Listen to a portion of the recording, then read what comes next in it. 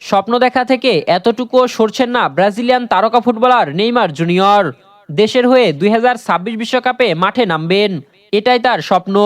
এবং বিশ্বকাপে খেলার সুযোগ পেলে আরও একটা স্বপ্ন এই ব্রাজিলিয়ানকে তাড়া করে বেড়াচ্ছে। আর সেই স্বপ্নটি হচ্ছে বিশ্বকাপের ফাইনাল খেলার স্বপ্ন। আর ফাইনাল ম্যাচটি হবে ব্রাজিল এবং আর্জেন্টিনার মধ্যে। অর্থাৎ ফাইনালে বিশ্ব ফুটবলের মহাতারকা লিওনেল মেসির বিরুদ্ধে খেলতে চান নেইমার। আসন্ন বিশ্বকাপে নেইমার খেলবেন কিনা তা এখনও নিশ্চিত নয়। ব্রাজিলিয়ান এই তারকা এই মুহূর্তে নিজেকে ফিট করে তোলায় ব্যস্ত রয়েছেন, কঠোর পরিশ্রম করছেন পুরোপুরি সুস্থ হয়ে মাঠে ফেরার।